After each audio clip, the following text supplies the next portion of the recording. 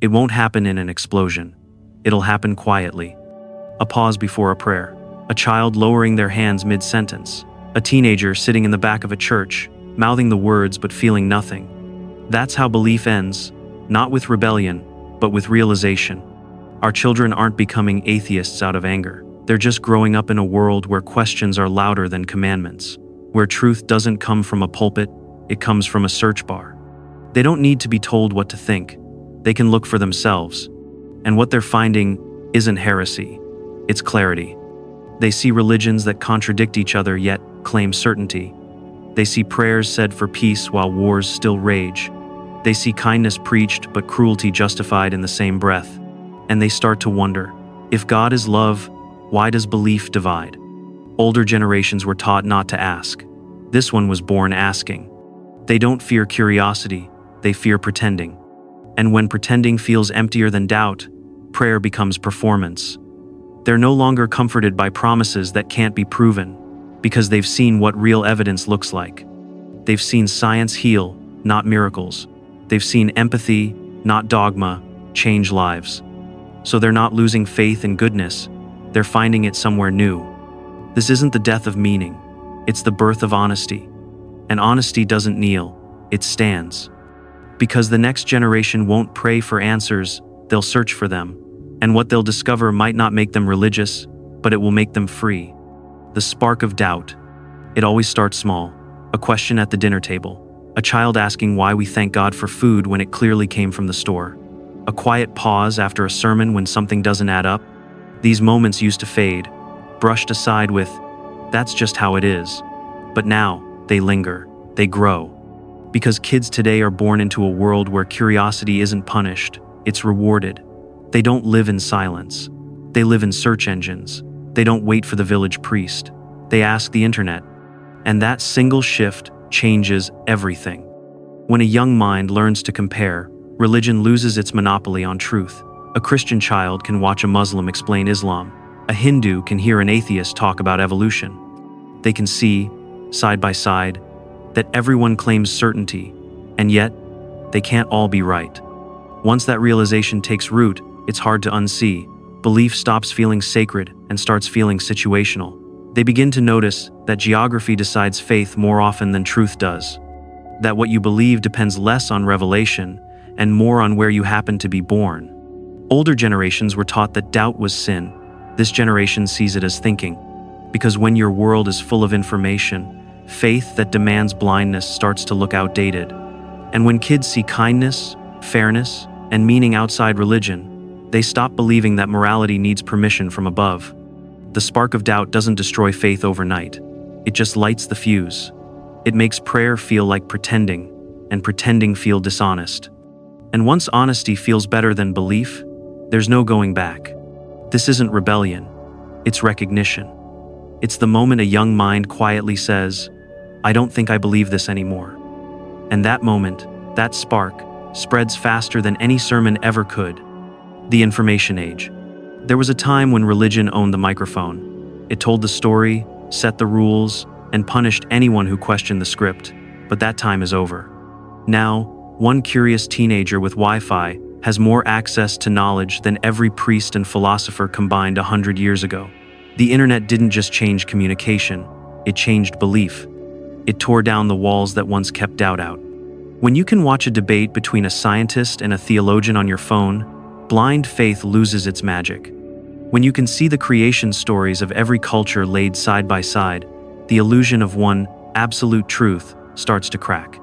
And when you realize that millions of people were taught the same certainty, just with different gods, the spell of exclusivity fades. The internet broke religion's monopoly on information. No more gatekeepers. No more sacred censorship disguised as respect. Anyone can ask anything and find an answer that isn't written in scripture. A single 5-minute video explaining evolution can undo years of indoctrination. A short clip revealing contradictions in holy texts can turn obedience into skepticism. Knowledge spreads faster than fear now, and fear was always faith's favorite tool. But what's remarkable isn't the anger, it's the calm. The next generation isn't raging against religion, they're simply scrolling past it. They don't need to fight belief when indifference is enough to make it irrelevant. For centuries, institutions could silence the thinker. Now, the thinker has a platform, and the algorithm rewards curiosity more than conformity. This isn't the end of spirituality, it's the evolution of it. Kids no longer pray for answers, they search for them, and the answers they find are measurable, testable, real. Faith depended on not knowing, but this is the information age, and the unknown is shrinking fast. The crumbling authority. For centuries, religion stood on authority, not evidence. People didn't believe because they understood. They believed because they were told to. The priest, the pastor, the elder, they didn't explain, they declared. And questioning them wasn't curiosity, it was defiance. But authority doesn't work the same way anymore. Not when every claim can be checked, every sermon fact-checked, every story compared against 1,000 others. When the curtain lifts, people see that certainty often hides convenience. Religious leaders once said, "We speak for God."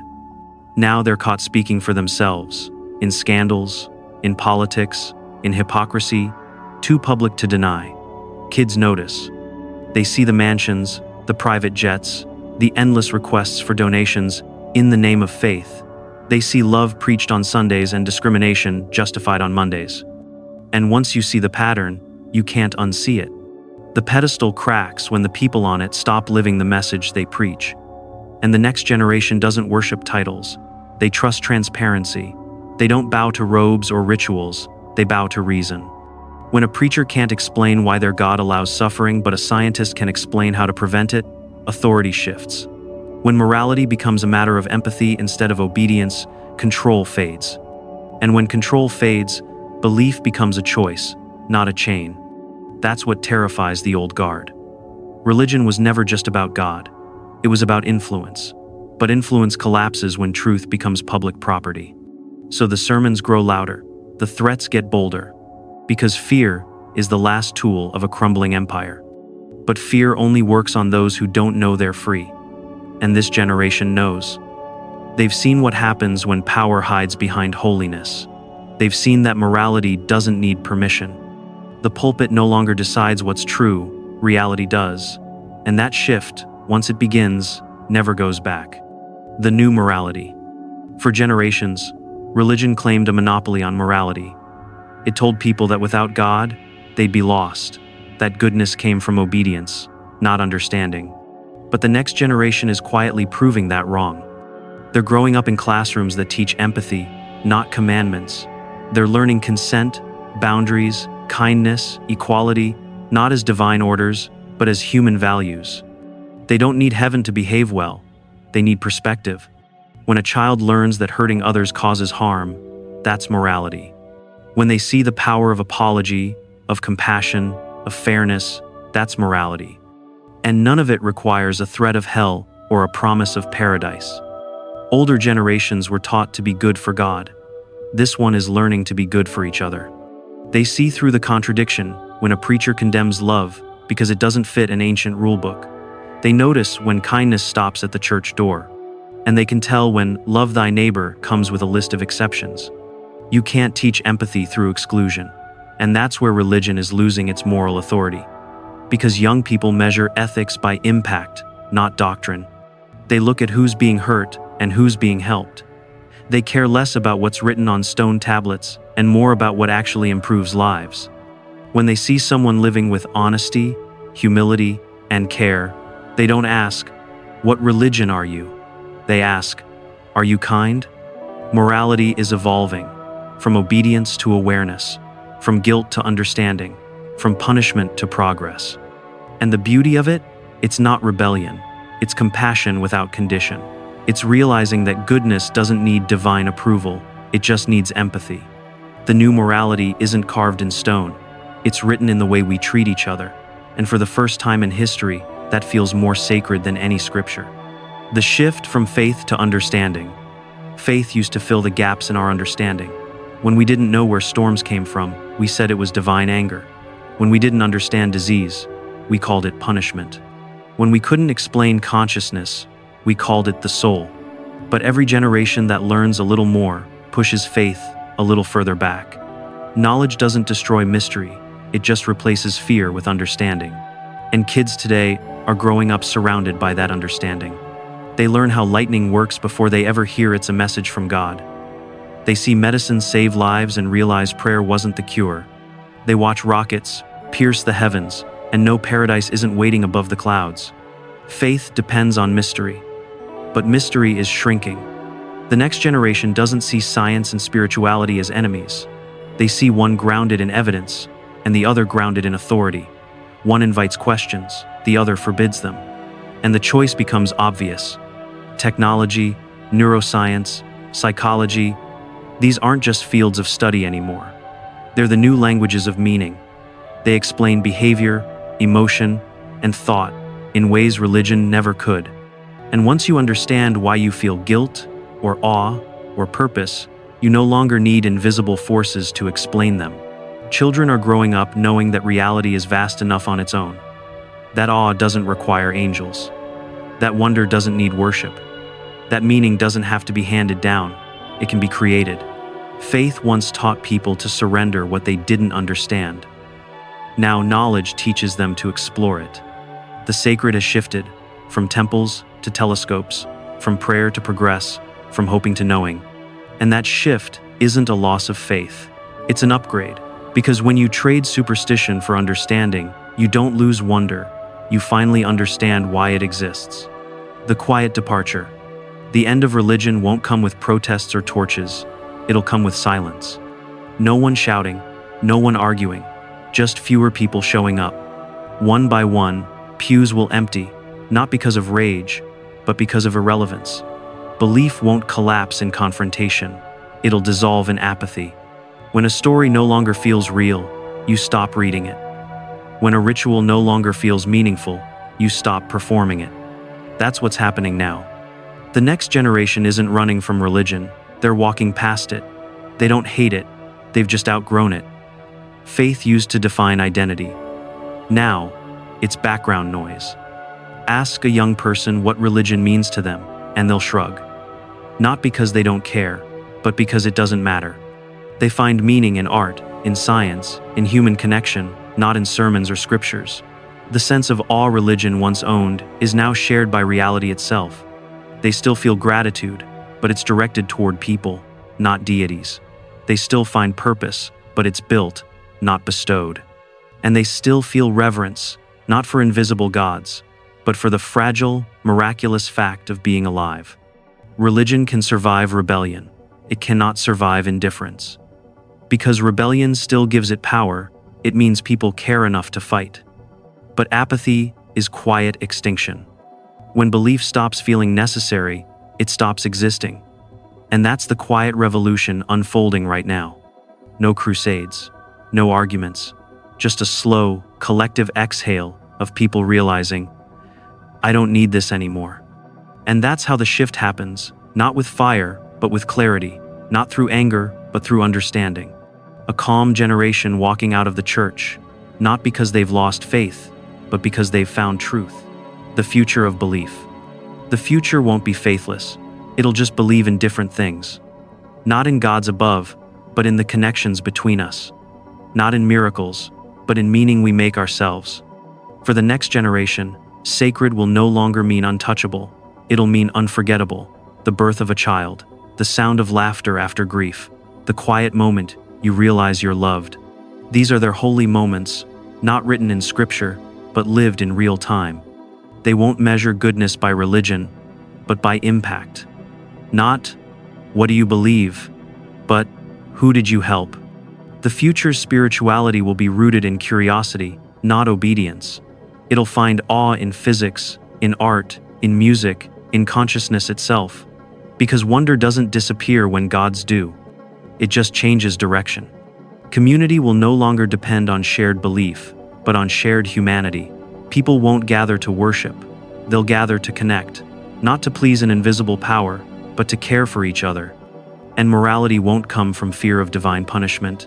It'll come from understanding consequences, empathy, and the fragile beauty of being alive.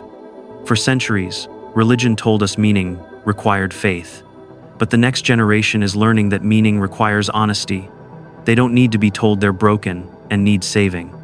They know they're human, and that's enough. They'll still ask big questions about life, death, and purpose, but they'll search for real answers, not comforting ones. And what they'll find isn't emptiness, it's depth. Because when you stop looking for gods, you start seeing people. When you stop worshiping the unseen, you start honoring the real. That's not the end of belief, it's its evolution. A belief not in heaven, but in humanity. The legacy we leave. Every belief system eventually meets the generation that sees through it, not out of arrogance, but out of honesty. That's what's happening now. Our children aren't rejecting our faith because they're lost. They're rejecting it because they found something better. Truth that doesn't need defending. They don't kneel because they're rebellious. They stand because they understand. And maybe that's what progress really looks like, not tearing down the old, but outgrowing it. Every parent who once whispered prayers over a crib is now raising a child who whispers questions back. That's evolution in real time, not of biology, but of belief. They've inherited our curiosity, not our certainty. And that's the best legacy we could leave them. Because curiosity doesn't divide, it connects, it keeps growing, it keeps searching, it keeps humanity awake. Someday, they'll tell their own children stories about gods and heavens, but they'll tell them as myths, not manuals. They'll talk about faith as a stage in human history, a chapter we needed before we learned how to ask better questions. And maybe they'll say, "My parents believed, but they also taught me to think, and that's how I learned what really matters." That's how change happens, not by force, but by freedom, not by preaching, but by understanding. Because what we pass down isn't just our beliefs, it's our courage to question them. And when that courage becomes normal, faith doesn't end. It transforms into curiosity, into clarity, into compassion. So, if this shift feels unsettling, remember, the goal was never to keep our children believing what we did. The goal was to help them see further than we could, and they are. They are the proof that truth doesn't die when faith fades. It begins to live, for the first time, without fear. If this made you stop for a moment, if it made you look at the world your children are growing into and think, maybe that's not a loss, maybe that's progress, don't stop here. Keep questioning, keep searching, keep thinking. Because every generation that asks harder questions leaves a brighter world behind. Faith may fade, but understanding grows. And the more we choose honesty over tradition, the more human we become. You don't need to pray for clarity, you just have to look for it. And that search never ends. If this gave you something real to think about, subscribe to Unfaithful Logic, where belief meets reason, and reason always wins.